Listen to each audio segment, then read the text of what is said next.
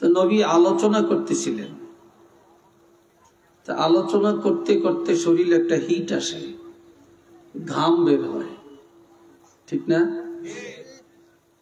নবীজির কিছু ঘাম মোবারক বা পসিনা মোবারক বের হলো,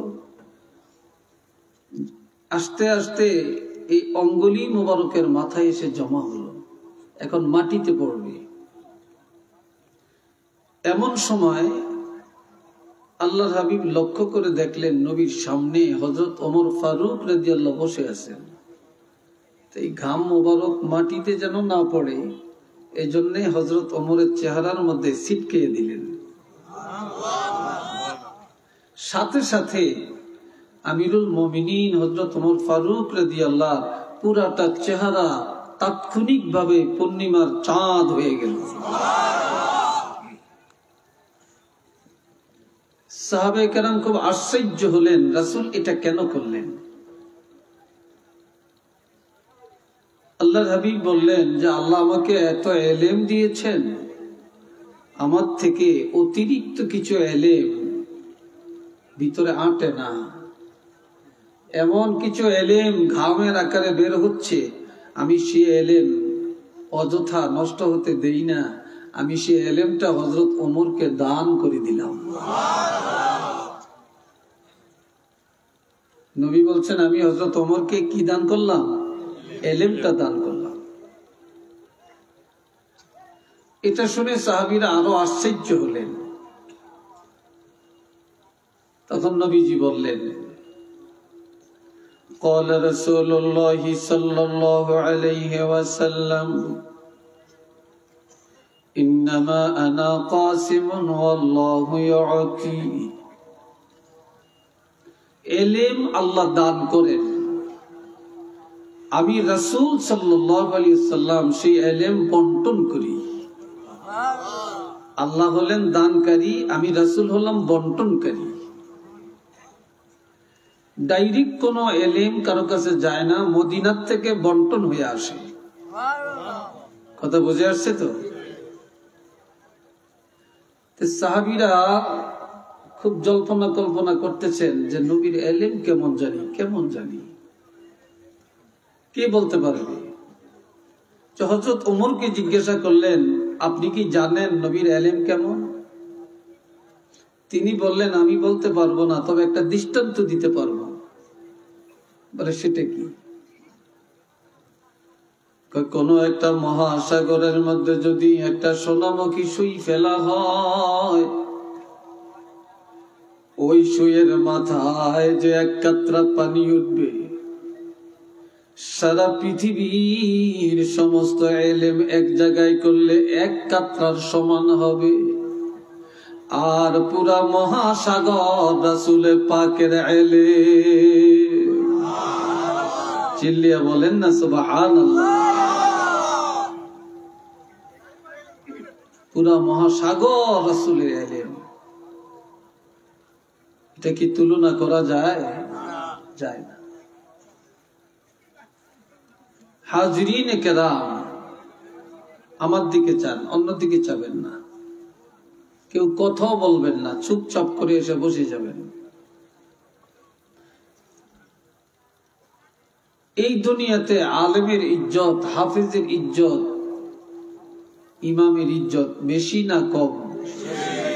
জোরে বলেন, কেমন বেশি? قال رسول الله صلى الله عليه وسلم فضل العالم على العابد كفضلي على أدناكم। নবীজি বললেন, ও সাহাবীরা, তোমাদের উপরে আমি রাসূলের মর্যাদা যেমন, সাধারণ মানুষের উপরে আলেমের মর্যাদা তেমন। আরেকটা হাদিস বললেন, ফদলুল আলিম আলাল আবিদে লাইলাতুল বদরে আলা সাইরিল কাওয়াকিব। পূর্ণিমা রাত তারকার উপরে চন্দ্রের মর্যাদা যেমন, সমাজে সাধারণ মানুষের উপরে আলেমের মর্যাদা তেমন। খুব রাগ করছেন? আলেমের মর্যাদা শুনে খুব রাগ করছেন? হ্যাঁ না খুশি হয়েছেন? সবাই বলেন আলহামদুলিল্লাহ।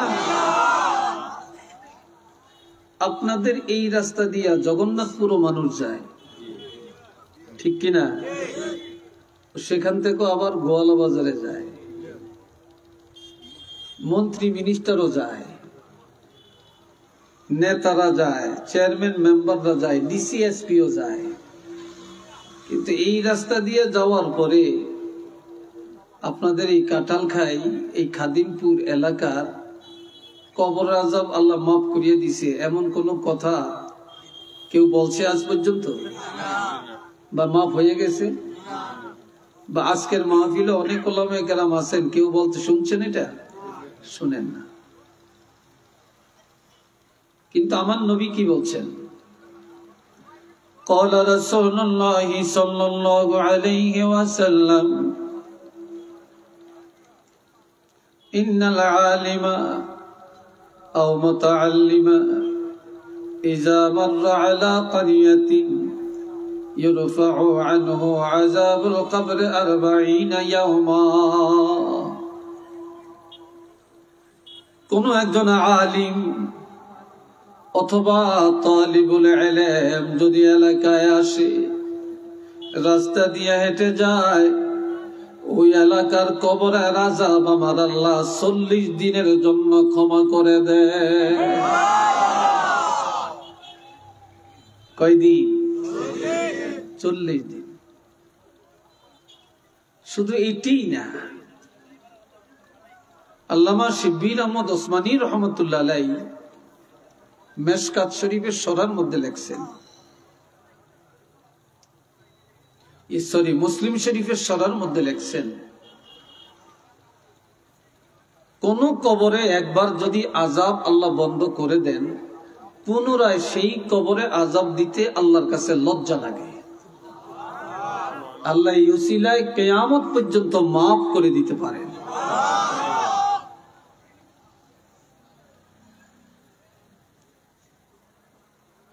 আল্লাহ কেন? আমার আল্লাহ বলেন, ইন্নামা ইয়াখশাল্লাহা মিন ইবাদিহিল উলামা ওয়া ইযা খাতাবাহুমুল জাহিলুনা ক্বালু সালামা। এটা আরেক আয়াত, দুই জায়গা থেকে পড়ছি। এই দুনিয়াতে আল্লাহর বান্দার অভাব নাই, ইমানদার মুসলমানের অভাব নাই। সবাই বলি আমরা আল্লাহকে ভয় করি, সবাই বলি আমরা নামাজ পড়ি, সবাই বলি আমরা রোজা রাখি, সবাই বলি আমরা ইবাদত করি। কথা ঠিক না? কিন্তু আল্লাহ বলছেন, আমার বান্দাদের মধ্যে যেইভাবে ভয় করলে হক আদায় হবে, এভাবে ভয় করতে জানে একমাত্র হক্কানি উলামায়ে কেরাম। আমার বান্দাদের মধ্যে আলেমরা যেভাবে সিজদা দেয়, এইভাবে আরেকজনে দিতে জানে না। যেইভাবে কেরাত পড়তে জানে, কোরআন পড়তে জানে, আরেকজনে জানে না। যেভাবে ইবাদত করতে জানে, আরেকজনে জানে না। কাজে আমি আল্লাহকে ভয় করার মতো ভয় করতে পারে উলামায়ে কেরাম। আরেকটা কারণ, وَإِذَا خَاطَبَهُمُ الْجَاهِلُونَ قَالُوا سَلَامًا।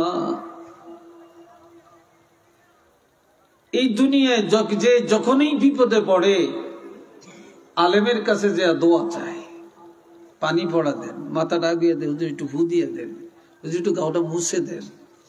কথা ঠিক কিনা? এটা তো একটা তর্জ আছে না?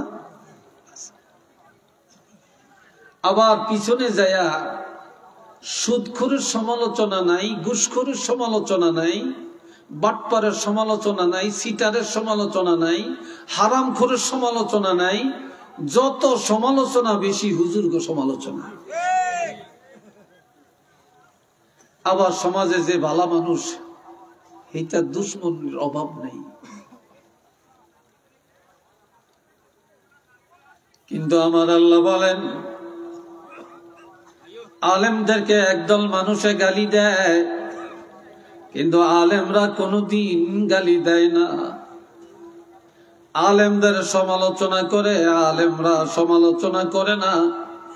বরং আলেমরা যখন মুনাজাত করে, দোয়া করে, তখন নিজের জন্য একা দোয়া করে না। যারা আলেমের বিরুদ্ধে চলছে, যারা জুলুম করেছে, সকলের জন্যই হেদায়েতের দোয়া করে, শান্তির দোয়া করে, রহমতের দোয়া করে, নাজাতের দোয়া করে। এই জন্য আমার আল্লাহ আলেমের মর্যাদা বাড়াইয়া দিয়েছে। চিল্লিয়া কর মারহাবা। আরেকবার বলেন আলহামদুলিল্লাহ।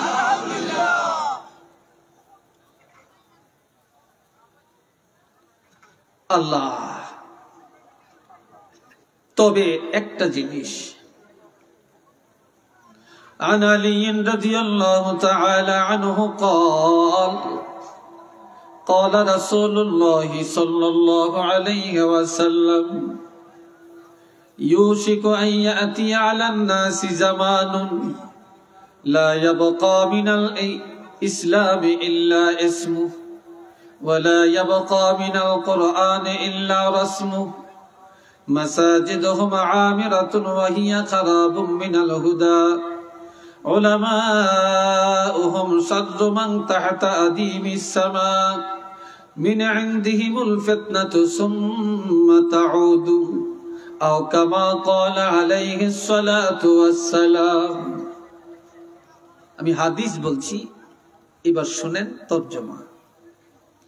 বেশি লম্বা কথা বলতাম না, অল্প কোরআন হাদিসের দলিল দিয়া কয়েকটা কথা বলব। আজকাল তো আলহামদুলিল্লাহ অনেক লোক আপনারা আসছেন, আল্লাহ আপনাদেরকে কবুল করেন, বলেন আমিন। হযরত আলী রাদিয়াল্লাহু থেকে হাদিস, আল্লাহর হাবিব ইরশাদ করেন, খুব দ্রুত একটা সময় তোমাদের কাছে চলে আসছে, লা ইয়াবকা মিনাল ইসলামি ইল্লা ইসমু। দুনিয়াতে তালাশ করলে মুসলমান পাওয়া যাবে, অভাব পড়বে না, মুসলমান আর মুসলমান।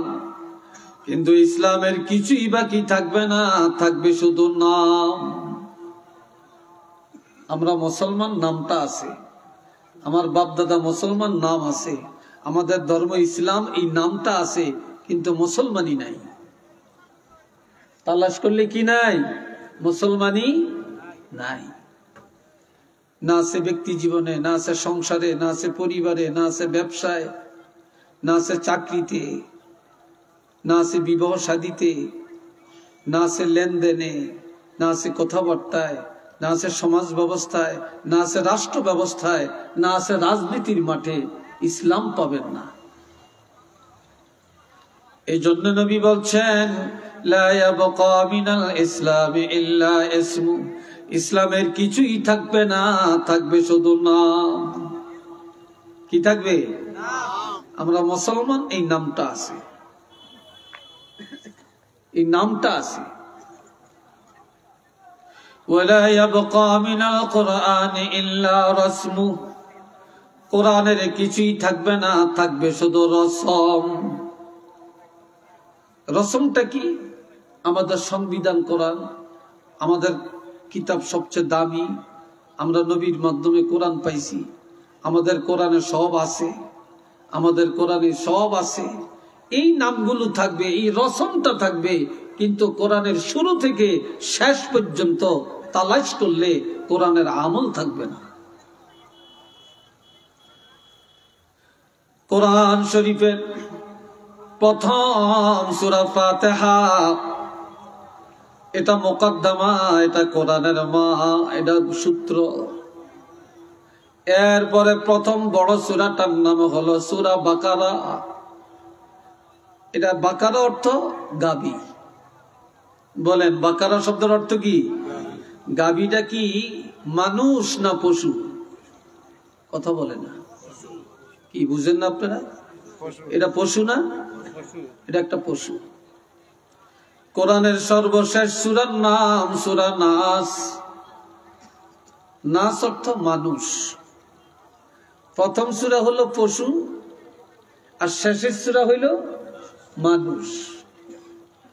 কথা ঠিক কিনা?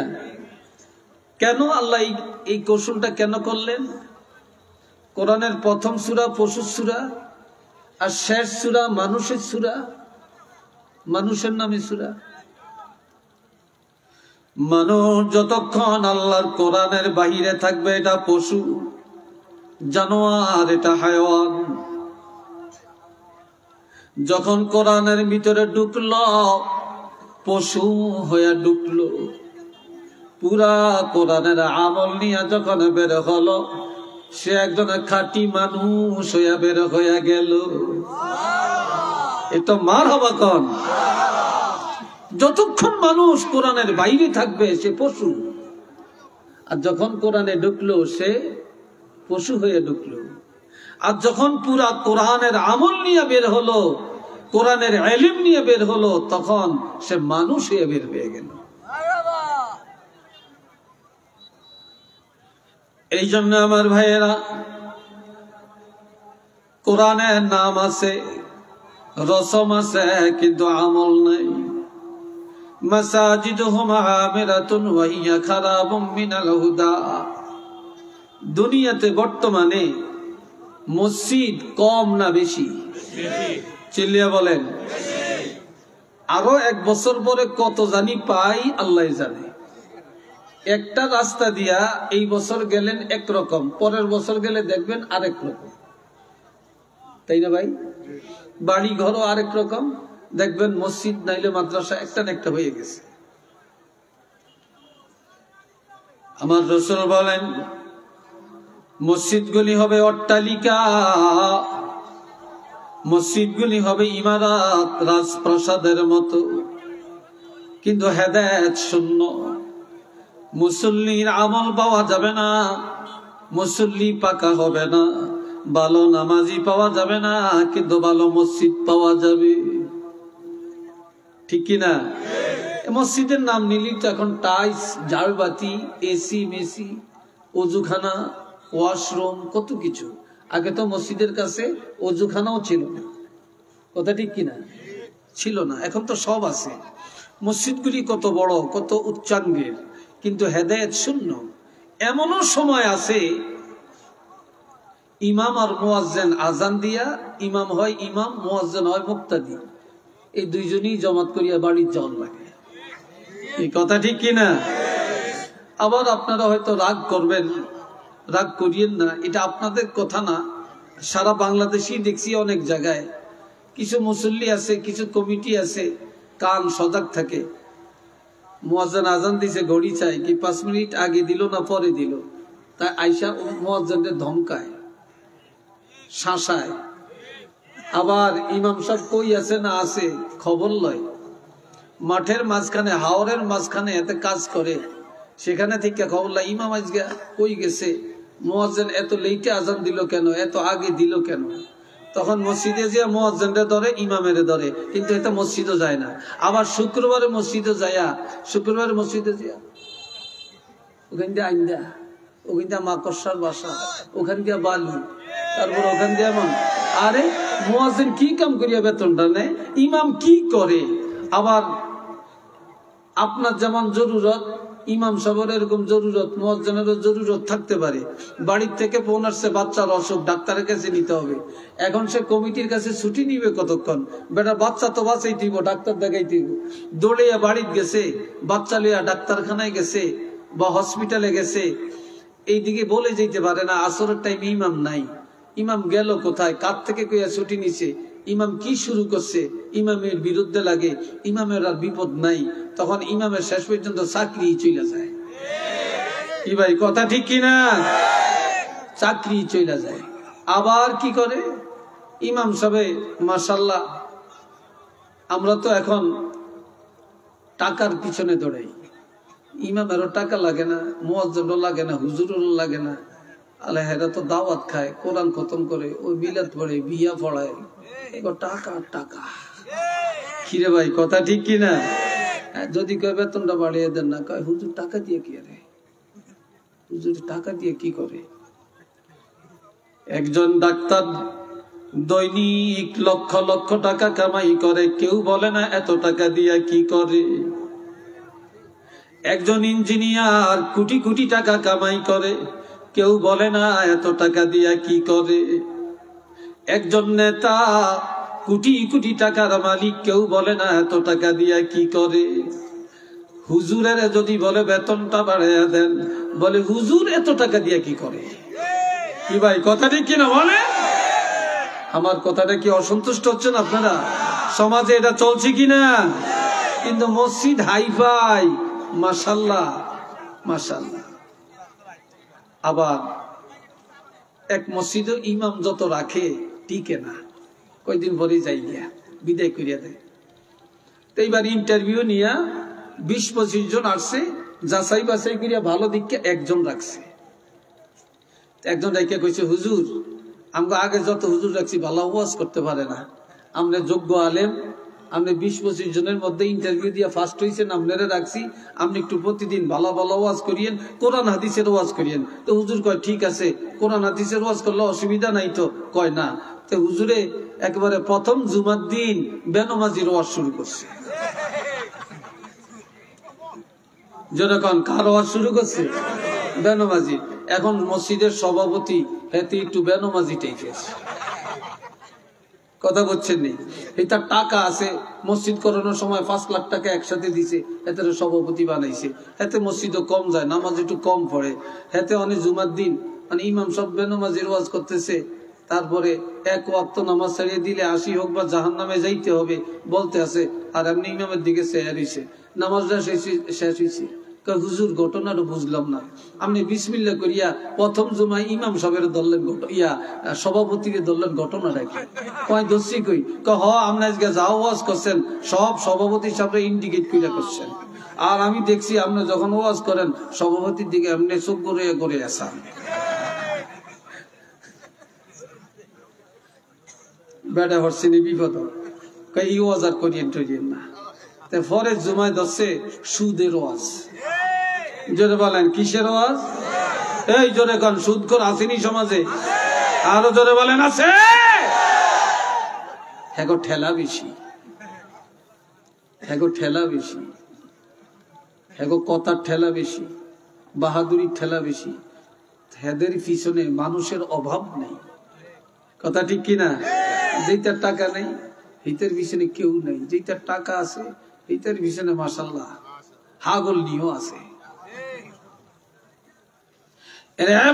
আমার সুদের ওয়াজ করেন, ওয়াজ শেষ হয়ে গেল, এবার সেক্রেটারি সাহেব কয় হুজুর বুঝলাম না। কয় কি? কয় প্রথম জুমায় দললেন সভাপতিরে, আজকে দ্বিতীয় জুমায় দললেন আমারে। আমরা দললাম কই? আমি একটু আল্লাহ কিছু টাকা দিছে, তো মানুষ আমার তো টাকা নেয়, তো আমার কিন্তু ব্যবসা দেয়, কিছু আমার অতিরিক্ত ইন্টারেস্ট দেয়, মানুষের উপকার হয়। আজকে আপনাকে সুদের ওয়াজ ধরছেন, ঘটনা কি? নিশ্চয়ই আপনার কেউ না কেউ বলে দিছে আমি যে একটু সুদে টাকা লাগে। কয় না, কেউ কয় না। কয় না, আমি দেখছি আপনারা যখন সুদের ওয়াজ করেন তখন হাত দিয়ে এইভাবে টেরিয়া টেরিয়া দেখতে আসেন। এই ওয়াজ আর করিয়েন না, এই ওয়াজ আর করিয়েন না।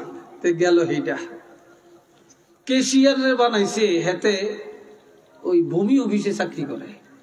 কোন অফিস? ভূমি অফিসে চাকরি করে। তারপরে বাস করতেছে ভালো। ভূমি অফিসে তো টাকা আরে টাকা, লেখা আছে আপনার জায়গা খারিজ করলে মাত্র 1100 টাকা। কত টাকা? 1100 টাকা। এখন আমরা তো লিয়ে যাব 7,000, 8,000, 10,000 টাকা। এটি নিয়ে কি করে? এখন ঘুষের ওয়াজ শুরু করছে তৃতীয় জুমায়। অনেক ওয়াজ শেষ হয়েছে, নামাজ শেষ হয়েছে, হুজুর বুঝলাম না, আজকে দিয়ে আপনি আমারে ধরছেন। কই আপনারে ধরছি?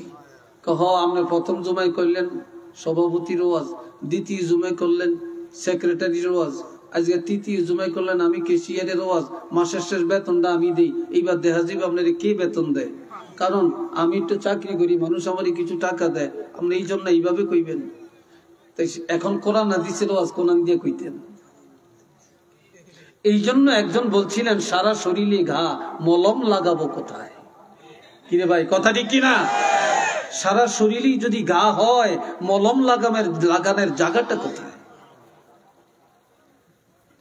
এই জন্য ভাইরারে আমার, মাসাজিদুহুম আমিরাতুন ওয়া হিয়া খারাবুম মিনাল হুদা, মসজিদগুলি অট্টালিকা কিন্তু হেদায়েত শূন্য, বেনমাজি ভরপুর হয়ে যাবে।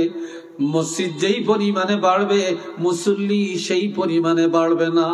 যদিও নামাজ আদায় করে, আল্লাহর জন্য নামাজ আদায় করে না। এরপরে এতক্ষণ বলছি আপনার কথা একটু কেমন লাগছে? এইবার যেটা কইয়াম এটা আঙ্গ কথা, আন্ন কথা। উলামাউহুম শাররু মান তাহতা আদিমিস সামা, এই দুনিয়ায় আসমানের নিচে সবচেয়ে নিকৃষ্ট হবে উলামায়ে কেরাম। একটু নাউজুবিল্লাহ কন না। আপনারা আমগো কথা না কইছি, আপনারা নাউজুবিল্লাহ কইতে গিয়ে আপনাকে কষ্ট হয়, একটু জোরে কন নাউজুবিল্লাহ। আমার রাসূল বলছেন হাদিস সহিহ যে উলামায়ে কেরাম সবচেয়ে নিকৃষ্ট হবে এই আসমানের নিচে। কেন? মিন ইনদিহিমুল ফিতনা, আলেমদের থেকে ফিতনা বের হবে। সুম্মা তাউদু, এই ফিতনার মধ্যে আলেমরা জড়াইয়া পড়বে, আলেমরা জড়াইয়া পড়বে। সমাজের মধ্যে ডক্টরের অভাব নাই, শায়েখের অভাব নাই, মুফতি সাহেবের অভাব নাই, পীর মাশায়েখের অভাব নাই, আর ফিতনার অভাব নাই। কথা ঠিক কিনা? ফিতনার অভাব আছে, ফিতনারও অভাব নাই। একটু চিল্লিয়া কর নাউজুবিল্লাহ। এই হুজুরে কয় একরকম ফিতনা, ওই হুজুরে কয় আরেক রকম। কেউ কই এখানে বাঁধেন, কেউ কই এখানে বাঁধেন, কেউ কই ছাড়িয়ে দেন, কেউ কই এতটু ফাঁক করে দাঁড়ান, কেউ কই এতটু ফাঁক করে দাঁড়ান, কেউ কই আমিন কে মসজিদ ফাড়ে এলাম, কেউ কই সুফু সুফে কন। কোন মিজে এই কথা ঠিক কিনা? কোন দিকে যাবেন বলেন? আবার কেউ বলে নবী হায়াতুন নবী না, আমরা বলি নবী হায়াতুন নবী। আমরা সুন্নি মুসলমান, আমরা আমাদের আকীদা এবং এটা হাদিসেও আছে নবী হায়াতুন নবী। আমরা জানি নবীর আব্বা আম্মা ঈমানদার, নবীর আব্বা আম্মা জান্নাতি। আবার এক দলে কয় নবীর আব্বা আম্মা কাফের, নবীর আব্বা আম্মা জাহান্নামী। একটু নাউজুবিল্লাহ বলেন না রে ভাই। এখন যাবো কোন দিকে বলেন? আপনারা কোন দিকে যাবেন? কি কথা ঠিক কিনা? আপনারা কোন দিকে যাবেন? জীবনভর তারাবি নামাজ পড়ছি 20 রাকাত, এখন একদল উজাইছে কয় 8 রাকাত। কি কথা ঠিক কিনা বলেন? এখন এই জন্য আর মাদ্রাসায় পড়ে না, কিতাব জানে না। কিছু আমার কলেজের ছাত্র, কিছু স্কুলে পড়ে এমন, কিছু মূর্খ মাঠে কাজ করে এমন। তারা ওই তাদের কথাকে ফলো করে, ইউটিউব দেখে দেখে, ফেসবুক দেখে দেখে, ইন্টারনেট দেখে দেখে, গুগল সার্চ করে, প্লে স্টোর করে সার্চ করে, তারা এগুলা বের করে। আর তারা কি বলে? কয় আমরা সহি হাদিস আমল করি।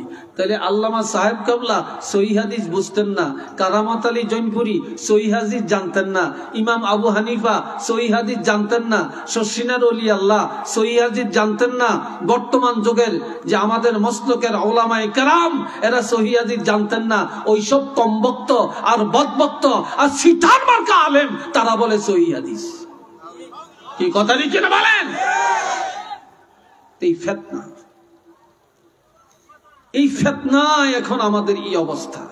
কোন দিকে যাবেন? কোন দিকে যাবেন? এখন সর্বশেষ কথা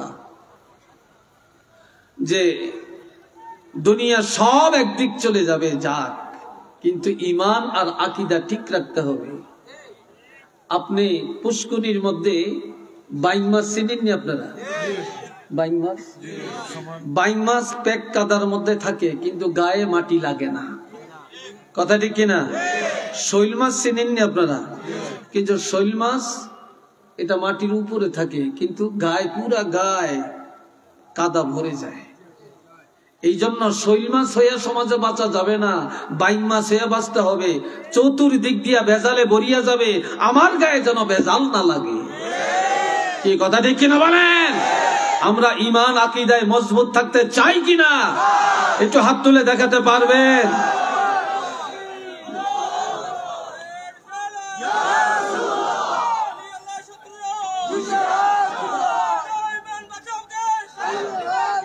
আল্লাহ কবুল করেন, আল্লাহ কবুল করেন। সবাই বলেন আমিন। মহব্বতে পড়েন আল্লাহুম্মা সাল্লি আলা মাওলানা মুহাম্মদ ওয়া আলা আলি সাইয়্যিদিনা।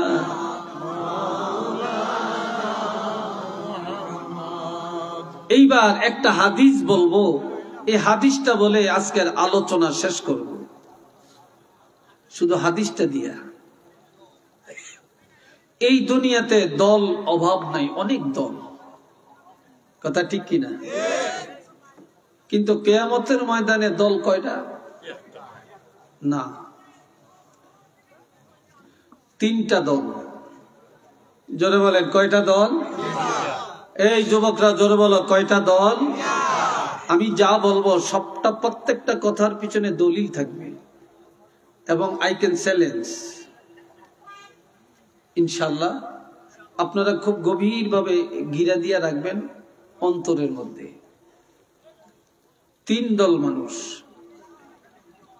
আমরা কোন দলের মধ্যে আছি দলটা নির্ণয় করবেন।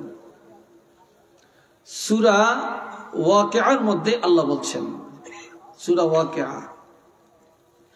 আসহাবুল ইয়ামিন মা আসহাবুল ইয়ামিন ওয়া আসহাবুশ শিমাল মা আসহাবুশ শিমাল والسابقون السابقون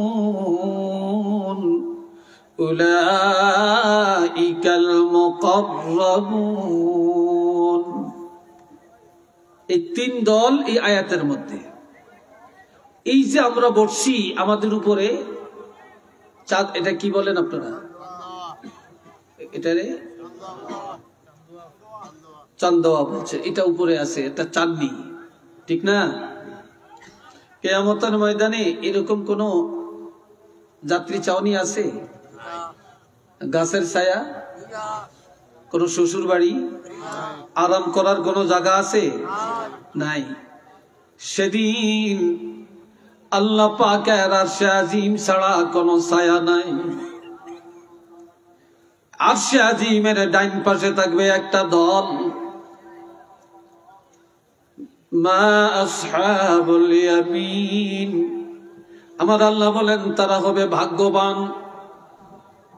আরশে আজিমের ডান পাশে জান্নাত, সেখান থেকে তারা জান্নাতে যাবে।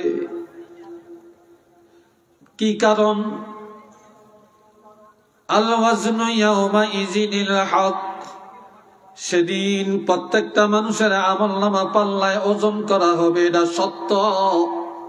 সেদিন যাদের নেক আমল বেশি হবে, গুনাহ কম হবে। আরশে আজিমের ডাইন পাশে তারা দাঁড়াতে পারবে। একটু চিল্লে বলেন না সুবহানাল্লাহ।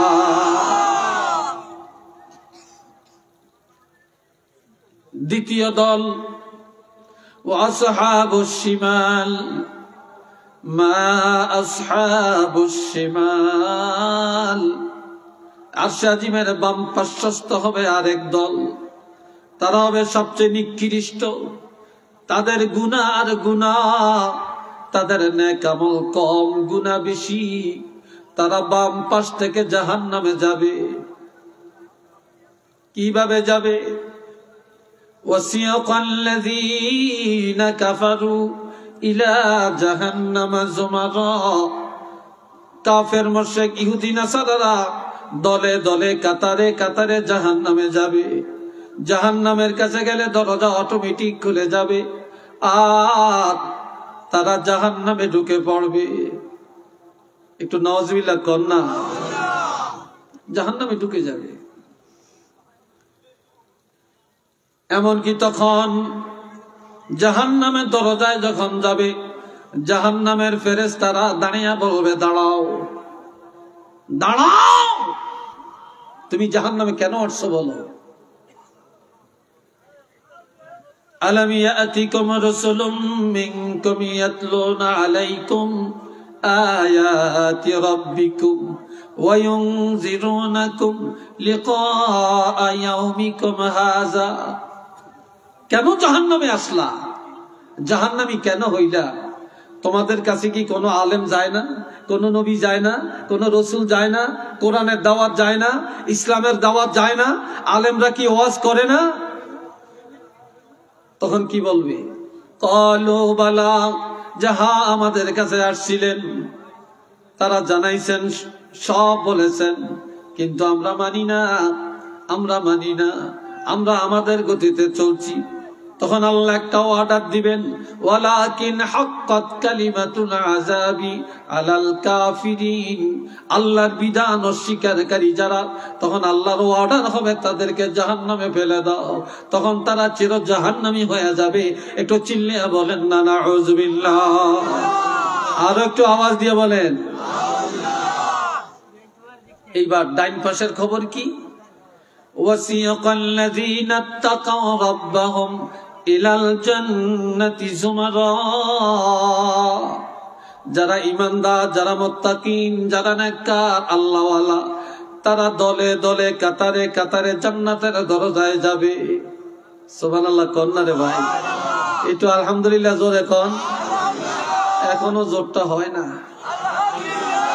এখনো হয় না। একসাথে বলেন আলহামদুলিল্লাহ। জান্নাতের দরজায় যখন যাবে বলবে, দাঁড়াও দাঁড়াও। কেন? এবার বলবে, হাত্তা ইযা জাউহা ওয়া ফুতিহাত আবওয়াবুহা ওয়া ক্বালা লাহুম খাজানাতুহা সালাম। আল্লাহু আকবার। যখন দরজার মধ্যে যায় দাঁড়াবে, খটখটানি দিবে, অটোমেটিক দরজা খুলে যাবে। তখন তোমরা পবিত্র, তোমরা এতদিন ছিলা পরাধীন, আজকে হয়ে গেলা স্বাধীন। ফাদখুলুহা, ঢুকে যাও, ঢুকে যাও, জান্নাতে ঢুকে যাও। এই জান্নাতের নিয়ামত তোমাদের জন্য সাজানো। ফাদখুলুহা খালিদিন, শুধু একদিন আর 2 দিনের জন্য না, চিরদিন এই জান্নাতে অবস্থান করার নিমিত্তে ঢুকে পড়ো। একটু চিল্লিয়ে বলেন না মারহাবা। আর একবার বলেন আলহামদুলিল্লাহ। এইবার আমি জানতে চাই, আমরা জান্নাতে যেতে চাই না জাহান্নামে যেতে চাই? একটু জোরে বলেন। আমরা জান্নাতে যাইতে চাই কারা? 2টা হাত গভীর রাত আল্লাহকে দেখাতে পারবেন? নারে তাকবীর, নারে রিসালাত। আল্লাহ কবুল করেন, চিল্লিয়ে কোন আমিন। এখান থেকে আমার একটু কথা, আমার কথায় আপনারা বিরক্ত বোধ করেন না তো? হ্যাঁ, বিরক্ত হচ্ছেন না তো? আল্লাহ আমার ভাই, আর মানুষ আমরা জান্নাতে যেতে চাই, কিন্তু তালাশ করলে জান্নাতের চরিত্র আমাদের মধ্যে নাই। আমরা জাহান্নামে যেতে চাই না, কিন্তু তালাশ করলে জাহান্নামের কাজগুলি সব পাওয়া যায়। কি কথা ঠিক না? জোরে বলেন ঠিক না? সব পাওয়া যায়। আমরা প্রতিযোগিতার সাথে এখন জাহান্নামের কাজগুলো করছি, প্রতিযোগিতার সাথে। এই 2 দলের কথা বললাম, এক দল ডাইন পাশে, আরেক দল বাম পাশে। আরেক দল এরা কে? এই আজকে আপনারা যারা বসছেন, আপনারা ভালো মানুষ। স্টেজে যারা বসছেন আমি ছাড়া, এরা তো সবাই ভিআইপি পাচ্ছেন। কি কথা ঠিক কিনা? এরা তো নিশ্চয়ই আমাদের চাইতে, আপনাদের চাইতে একটু তো সম্মানী নাকি? এরা ভিআইপি তো, এটা বিশ্বাস করেন তো? যে মানে না, এই 4-5 জনে মানে। কি বলেন আপনারা? এরা ভিআইপি না? ওয়াসাবিকুনা সাবিকুন উলাইকাল মুকাররাবুন। আর একদল, এরা ডাইন পাশেও না বাম পাশেও না, তারা জান্নাতের দরজায় আরশে আজিম আর জান্নাতের মাঝখানে থাকবেন। আরশে আজিম আর জান্নাতের মাঝখানে থাকবেন। এরা কারা?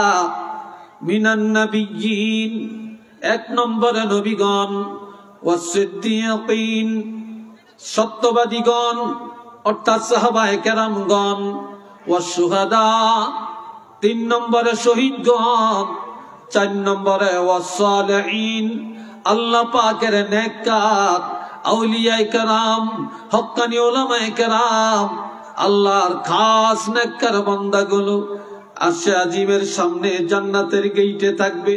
তারা বিনা হিসাবে জান্নাতে যাবে। আর একটু জোরে কোন আলহামদুলিল্লাহ। তারা বিনা হিসাবে কোথায় যাবে? জান্নাতে যাবে। একটু আলহামদুলিল্লাহ জোরে বলেন। হাজিরিন, তাইলে এই তিনটা দলের কথা বললাম। এইবার নিজেরা একটু 1 মিনিট সুযোগ দিলাম। 1 মিনিট চোখটা বন্ধ করেন, 1 মিনিটে একটু চিন্তা করেন বা আধা মিনিট চিন্তা করেন, আমি কোন দলের মধ্যে আছি। একটু চিন্তা করেন, আমি আপনি কোন দলের মধ্যে আছি। এ ভাইরা রে আমার আরেকটা কথা শোনেন। قال رسول الله صلى الله عليه وسلم يكرههما ابن الآدم, বনি আদম দুইটা জিনিস অপছন্দ করে। কয়টা? কথা জিজ্ঞাসা করলে জোরে বলবেন। কয়টা? দুইটা জিনিস অপছন্দ করে। 1 নম্বরে ইবনুল আদম আল মাউত, মানুষ মরতে চায় না, চিরদিন বেঁচে থাকতে চায়। বাঁচার জন্য বাড়ি বিক্রি করে, চিকিৎসার জন্য জমিন বিক্রি করে, চিকিৎসার জন্য সোনা বিক্রি করে, চিকিৎসার জন্য মানুষের থেকে টাকা ঋণ নেয়, বিদেশ যায়, মাদ্রাজ যায়, সিঙ্গাপুর যায়। এরপরও কেউ বাঁচতে পারে কিনা বলেন? চিল্লিয়ে বলেন, পারে? কেউ বাঁচতে পারে না, মরতেই হয়। অথচ আল মাউতু খায়রুন, আল মাউতু খায়রুন, মৃত্যুটা অতি উত্তম, লিল মুমিনে, ঈমানদারের জন্য। একটু আল্লাহু আকবার বলেন। ও জওয়ানেরা জোরে বলো আল্লাহু আকবার। আমরা যারা ঈমানদার, ঈমানদারের জন্য মৃত্যুটা অতি উত্তম। কিসের থেকে? ঈমানদারের জন্য আল মাউতু খায়রুন লিল মুমিনে মিনাল ফিতনাতিদ দুনিয়া, দুনিয়ার ফিতনা থেকে। দুনিয়া যখন ঈমানদারেরা যখন মৃত্যুবরণ করবে, কবরে যাবে, তখন দুনিয়ার ফিতনা থেকে বেঁচে যাবে। আর যতদিন বেঁচে থাকবে ফিতনায় থাকবে, মরে গেলেই নাজাত পেয়ে যাবে। আর একটু জোরে কন আলহামদুলিল্লাহ। আর একটা জিনিস, আস্তে আস্তে, আর একটা জিনিস মানুষ অপছন্দ করে। ইয়াকরাহুহা কিল্লাতুল মাল, মানুষ অল্প টাকা অপছন্দ করে, কম জায়গা পছন্দ করে না। যার টাকা নাই মাইয়া বিয়ে দিতে চায় না, যার টাকা নাই তার কাছে কেউ মেয়ে বিয়ে দেয় না, যার টাকা নাই তার মেয়ে কেউ বিয়ে করতে চায় না, যার টাকা নাই আত্মীয় করতে চায় না, যার টাকা নাই তার মেম্বার বানায় না, যার টাকা নাই চেয়ারম্যান বানায় না, নির্বাচনে দাঁড়াইলে কেউ লাইক করে না, যার টাকা নাই বাড়িতে গরু কাটিয়ে মেজদানি খাওয়ায়, দাওয়াতটাও পায় না। কথা ঠিক কিনা? টাকা নাই, ভ্যালু নাই। অথচ আমার নবী বলছেন কিল্লাতুল মাল কিল্লাতুল হিসাব, যাদের টাকা কম কিয়ামতের ময়দানে তাদের হিসাব কম। কথা ঠিক কিনা? যাদের টাকা কম কিয়ামতের ময়দানে তাদের হিসাব কম। আর যাদের অর্থ বেশি, কিয়ামতের ময়দানে এই হিসাব থাকা লাগবে। কথা বুঝে আসছে? কাঠগড়ায় দাঁড়িয়ে থাকা লাগবে। এই বললাম, আমি আপনাদের কাছে এই কয়েকটা হাদিসের আলোচনা করলাম, কয়েকটা আয়াত নিয়ে বললাম। এবার সর্বশেষ একটা সুসংবাদের হাদিস দিয়া শেষ করব ইনশাআল্লাহ। বলেন না ইনশাআল্লাহ। সবাই মহব্বতে পড়েন সাল্লাল্লাহু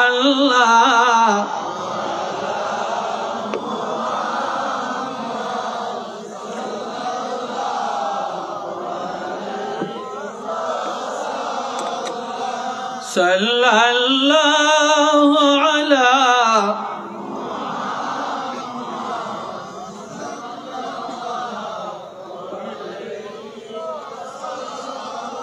জোরে জোরে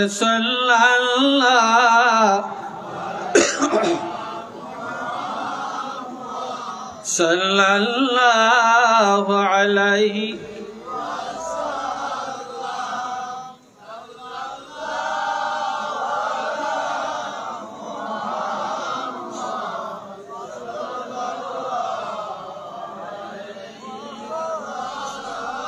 मोहब्बत बनी अल्हम्दुलिल्लाह। आरेकबार बनी अल्हम्दुलिल्लाह। আমরা তো সবাই জান্নাতে যাইতে চাই।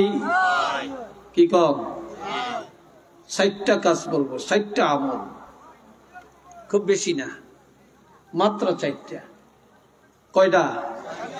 জোরে বলেন কয়টা?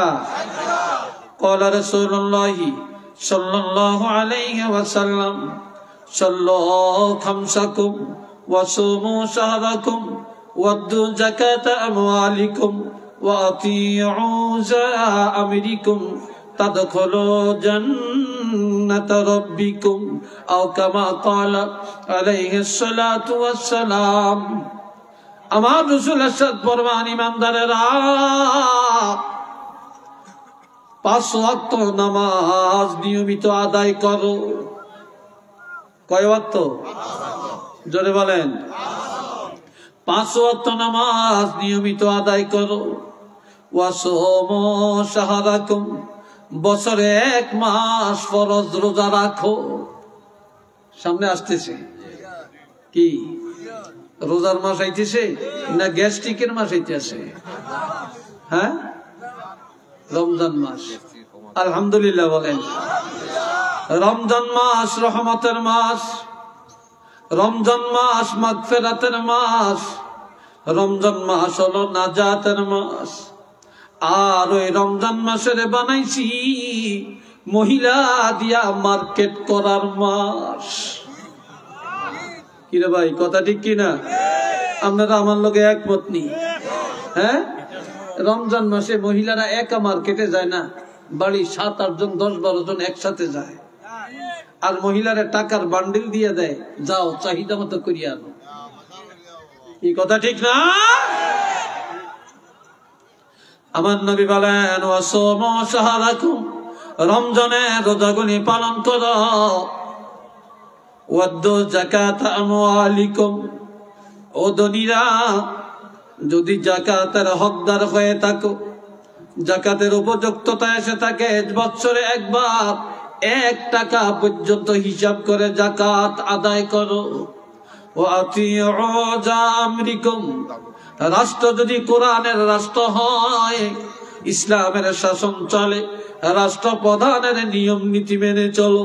যেই দেশে ইসলামের নীতিতে দেশ চলে না, সেখানে আউলিয়ায়ে কেরাম, ওলামায়ে কেরাম, মসজিদের ইমাম খতিব যেইভাবে কোরআন হাদিসের উপদেশ দিবে, এই উপদেশগুলো বাড়িতে যারে আমল করবা, আমি রাসূল ঘোষণা দিলাম তাদখুলু জান্নাতা রাব্বিকুম। নাই নাই নাই, কোনো বাধা নাই, কেউ ধরে রাখতে পারবে না। তোমরা ডাইরেক্ট তোমাদের প্রভুর জান্নাতের মধ্যে দৌড়ায়া দৌড়ায়া প্রবেশ করতে পারবে। এটা চিল্লি এখন আল্লাহু আকবার। তাহলে এই কয়েকটা আমল আমরা কি করতে চাই না? জোরে বলেন, আমরা কি করতে চাই না? বলেন আলহামদুলিল্লাহ। আমাকে দিছেন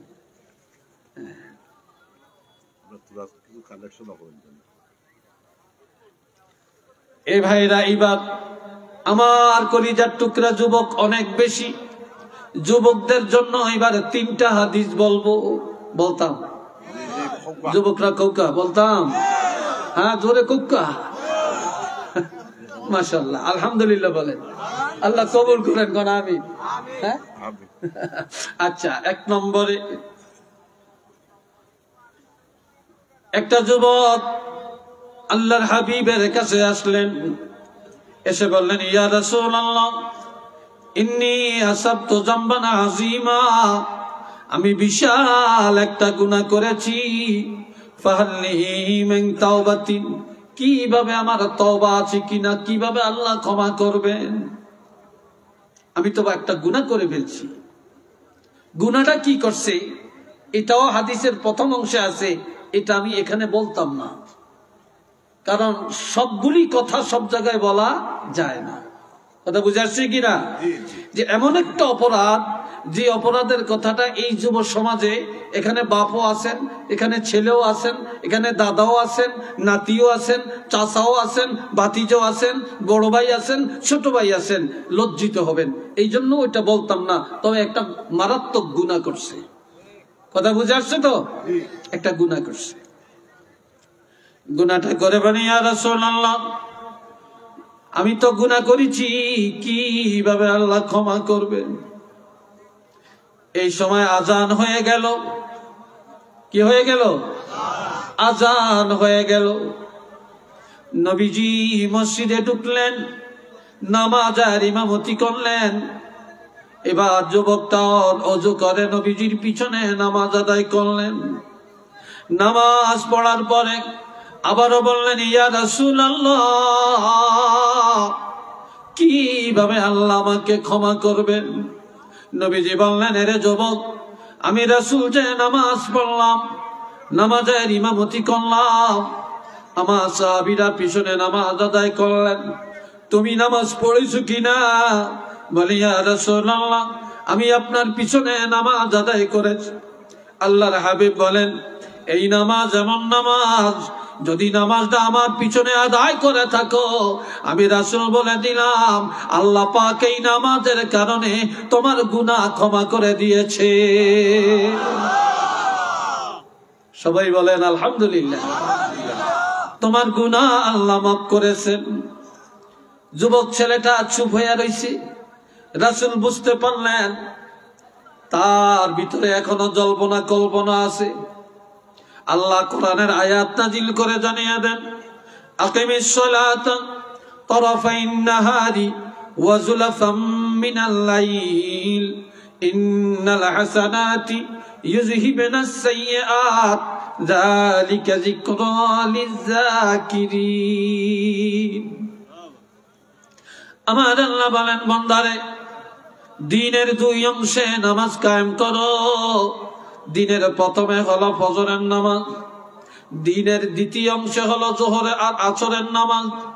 ওয়া যুলাফাম মিনাল লাইল, রাতের প্রথম অংশে মাগরিব আর এশার নামাজ। এই 5 ওয়াক্ত নামাজ যখন আদায় করবা, ইন্নাল হাসানাত, এই 5 ওয়াক্ত নামাজে যেই সওয়াব, যেই নেক আমল হবে, ইউযহিবুনাস সাইয়্যাত, এই নামাজের কারণে নামাজের আমলের গুনাহ খাতাগুলো দূর হয়ে যাবে। এটা জোরে কন্যা মারহাবা। আরেকবার বলেন আলহামদুলিল্লাহ। তাহলে আজকে আমার যুবক ভাইয়েরা নিয়ত করেন, গভীর রাত আমরা সবাই 5 ওয়াক্ত নামাজ আদায় করব। রাজি আছেননি? জোরে বলেন রাজি আছেন? আল্লাহ কবুল করেন। চিল্লিয়া বলেন আমিন। আর একবার বলেন আমিন। এবার আরেকটা হাদিস। কষ্ট হয় আপনাকে? হ্যাঁ, আসলে কি বিরক্ত হচ্ছে? আল্লাহর হাবিব রাহমাতুল লিল আলামিনের মিরাজ এই মাসে। কি কথা ঠিক কিনা? রাসূল বলেন, ক্বালা রাসূলুল্লাহ সাল্লাল্লাহু আলাইহি ওয়াসাল্লাম, দাখালতুল জান্নাহ, আমি জান্নাতে প্রবেশ করলাম। ফাসামি'তু ফিহা কিরাআতান, আমি জান্নাতে যায় কোরআন তেলাওয়াতের আওয়াজ শুনলাম। সুবহানাল্লাহ কইেন না। বাড়ি যে একটা চিৎকার করিয়া বলবেন, একার বেগম টেগম বেকে মিলে চিৎকার করিয়া কইেন কি কর, এটা সবাই বলেন না সুবহানাল্লাহ। কোরআন তেলাওয়াতের আওয়াজ শুনলাম। ফাকুলতু মান হিয়া, নবী বললেন আমি জিবরিল আমিন। এবং রহমতের ফেরেশতাদেরকে জিজ্ঞাসা করলাম কার কোরআন তেলাওয়াতের আওয়াজ? ক্বালু হারিসা ইবনে নু'মান। জিবরাইল আমিন জবাব দেন, ইয়া রাসূলুল্লাহ, হযরত নু'মানের বেটা হারিসা রাদিয়াল্লাহর কোরআন তেলাওয়াতের আওয়াজ শোনা যায়। জান্নাতি কোরআন তেলাওয়াতের আওয়াজ শোনা যায়। তখন নবী আশ্চর্য হলেন, এই কথা বলেন কেন আপনারা? এখানে কথা বলেন কেন? কথার আওয়াজ এখানে আসছে, আস্তে কথা বলবেন। এই ভাইয়েরা, এবার জিবরাইল আমিন বলে, ইয়া রাসূলুল্লাহ, আশ্চর্য হওয়ার কিছু নাই। কই সে তো এখনো মরেই না, সে তো এখনো জীবিত। জান্নাতে তার তেলাওয়াতের আওয়াজ কিভাবে আসলো? ওয়া কানা আবাদুন নাসি বিউম্মিহি। তখন জিবরাইল আমিন বলে, ইয়া রাসূলুল্লাহ, এই হারিসা দুনিয়াতে তার আব্বা আছে, মা আছে। দুনিয়াতে কোনদিন মা বাবার অন্তরে ব্যথা দেয় না, তবে হারিসা সবচাইতে বেশি তার মায়ের সাথে সদাচরণ করে। হারিসার মা খুশি হয়ে যাওয়ার কারণে, মার সেবা করার কারণে এখনো মরে না, কিন্তু মা জীবিত থাকিয়া খুশি হইয়া সন্তানের জন্য দোয়া করার কারণে মৌতের আগে আগে আমার আল্লাহ জান্নাতের মধ্যে কোরআন তেলাওয়াতের মধ্যে লিস্টির মধ্যে নাম উঠাইয়া দিয়েছে। এটা জোরে বলেন আল্লাহু আকবার। নবী মেরাজ থেকে এসে সাহাবাই কেরামের কাছে মেরাজের আলোচনা করতেছেন। ইন দি মেইন টাইম হারিসা হেলিয়া দুনিয়া সামনে দিয়ে হেঁটে হেঁটে যায়। নবী ডাক দিয়া বলে, আরে হারিসা, জান্নাতে শুনলাম তুমি কোরআন তেলাওয়াত করো, কখন তুমি জান্নাত থেকে আসছো? সাহাবারা আশ্চর্য বোধ করলেন, রাসূল এটা কি বলেন? তখন আল্লাহর হাবিব একটা কথা 3 বার বলেছেন, কাযালিকুমুল বিররু, কাযালিকুমুল বিররু, কাযালিকুমুল বিররু। সৎ কাজের পুরস্কার এটাই হয়ে থাকে, সৎ কাজের পুরস্কার এমনই হয়ে থাকে, সৎ কাজের পুরস্কার এমনই হয়ে থাকে। ওয়া কানা আবাদুন নাসি বিউম্মিহি। এই হারিসা সবচেয়ে বেশি পিতামাতার খেদমত করার কারণে আল্লাহ পাক জান্নাতের মধ্যে তার মর্যাদা বাড়াইয়া দিছে। তাহলে আজকে আসেন, আমরা কি এই আমলটা, এই হাদিসের গুরুত্ব আমরা কি দিতে চাই? আরো জোরে বলেন, দিতে চাই। একটু আল্লাহ 2 হাত তুলে দেখাতে পারবেন?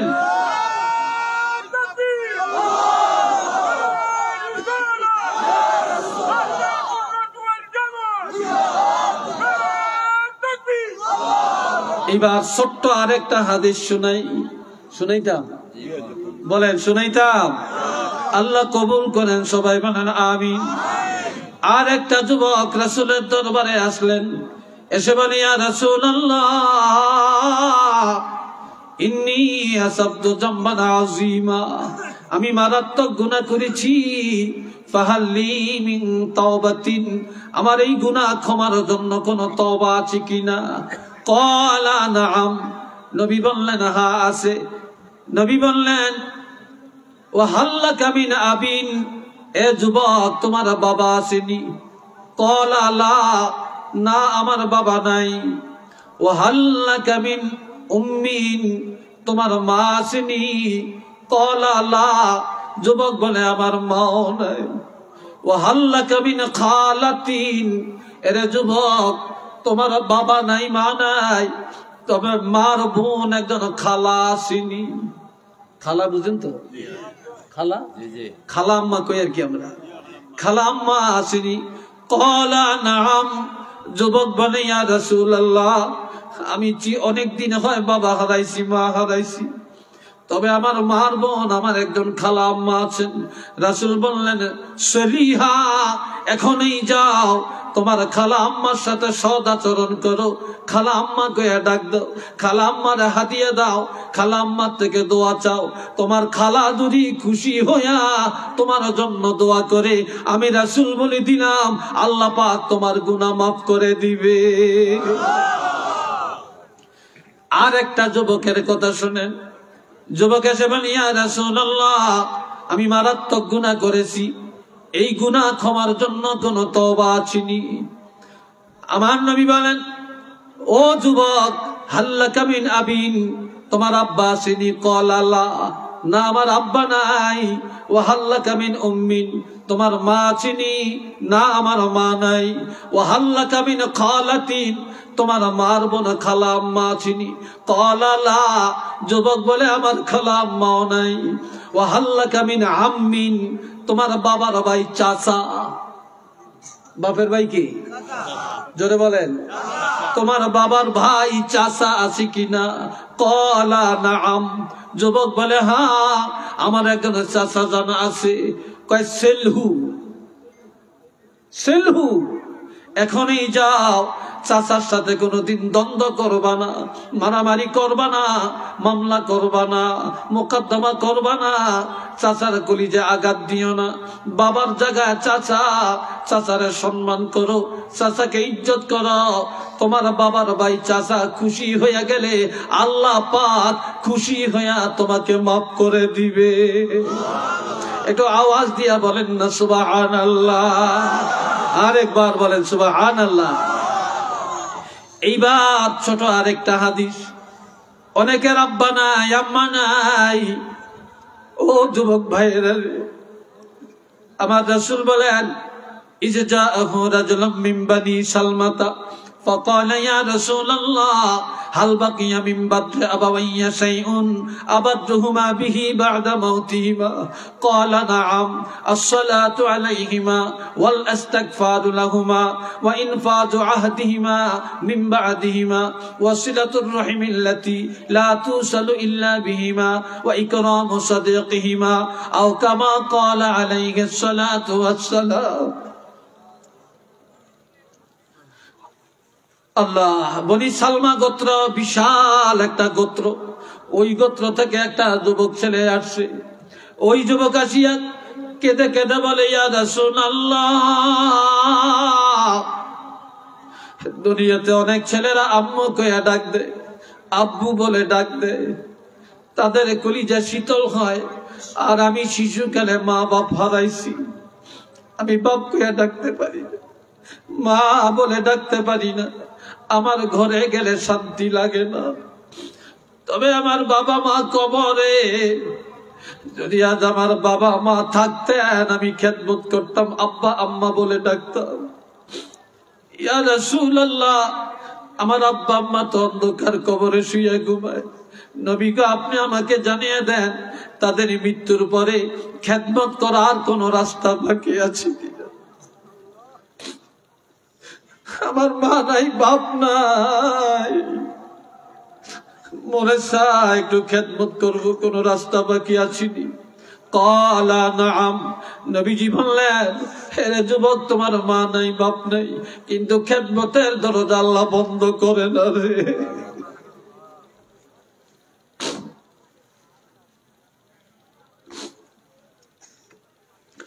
এক নম্বরের খেদমত আসসালাতু আলাইহিমা। মা নাই, বাবা নাই, মৃত্যুর পরে বেশি বেশি তাদের জন্য দোয়া করা, এটা হলো খেদমত। যাদের মা বাপ নাই, যখন এই দোয়া করবেন তাদের জন্য দোয়া করবেন, তাদের নাজাতের জন্য দোয়া করবেন। এই পিতা মাতার ইন্তেকালের পরে বেশি বেশি দোয়া করা, এটা খেদমত। দুই নম্বরে ওয়াল ইস্তিগফারু লাহুমা, পিতা মাতার ইন্তেকালের পর আল্লাহর দরবারে তাদের গুনাহগুলি ক্ষমা চাওয়া, যে আল্লাহ আমাদেরকে লালন পালন করতে যায়, লেখাপড়া করাতে যায়, বাড়িঘর ঠিক রাখতে যায়, সীমানা ঠিক রাখতে যায়, বিদেশ টাকা কামাই করতে যায়, কত অন্যায় করেছে, কত নামাজ তরক করেছে, কত মিথ্যা বলেছে, কত মানুষের সাথে দুশ্মনী করেছে, আজ ওই গুনার বোঝা নিয়ে তারা কবরে চলে গেছে। আল্লাহ, আমরা তাদের সন্তান, তোমার কাছে ভিক্ষা চাই, আমাদের আব্বা আম্মার ওই গুনাহ মাফ করে দাও। তাদের মৃত্যুর পর তাদের গুনাহ মাফ চাওয়া, এটা খেদমত। 3 নম্বরে ওয়াইন ফাজু আহদিহিমা মিন বাদিহিমা, মৃত্যুর পর তাদের ওসিয়ত পূর্ণ করা, তারা ঋণ থাকলে আদায় করে দেওয়া, ওসিয়ত করে গেলে ওসিয়ত পূর্ণ করা, এটা খেদমত। 4 নম্বর ওয়াসিলাতুর রাহিমিল্লাতি লা তুসালু ইল্লা বিহিমা, তাদের ইন্তেকালের পর তাদের রেখে যাওয়া আত্মীয় স্বজনের সাথে সৎ আচরণ করা। বাবার রেখে যাওয়া আত্মীয়, বাবার ভাই চাচা, তারপরে ফুফি, মামা, খালা, তারপরে বোন বাগিনা, এরা হলো বাবার রেখে যাওয়া আত্মীয়। মার রেখে যাওয়ার আত্মীয় খালা, মামা, খালাতো বোন, মামাতো ভাই, খালাতো ভাই, এরা মার রেখে যাওয়া আত্মীয়। এই মা বাবার আত্মীয়ের সাথে সৎ আচরণ করা এবং তাদের সাথে কোনোদিনই ছিন্ন সম্পর্ক ছিন্ন না করা, এটা হলো তাদের মৃত্যুর পরে খেদমত। 5 নম্বরে ওয়া ইকরামু সাদিকিহিমা, মা বাবার বন্ধু বান্ধব যারা, তাদের সমবয়সের মুরব্বী যারা, তাদেরকে ইজ্জত করা, সম্মান করা, এই 5টা দায়িত্ব যারা পালন করবে, তাদের পিতামাতা না থাকলেও তাদের আমলের মধ্যে পিতামাতার খেদমতের সওয়াব লেখা হয়ে যাবে। এটা আওয়াজ দিয়া কন্যা সুবহানাল্লাহ। আল্লাহ আল্লাহ আমাদেরকে কবুল করেন, সবাই বলেন আমিন। আর একবার বলেন আমিন। এই হাদিসগুলো আমি একটার পর একটা কয়েকটা হাদিস আজকে আপনাদের মাঝে বললাম, এগুলা ইনশাআল্লাহ আমরা আমল করব তো বলেন ইনশাআল্লাহ। আল্লাহ এই ওয়াজ সার্থক হবে। তার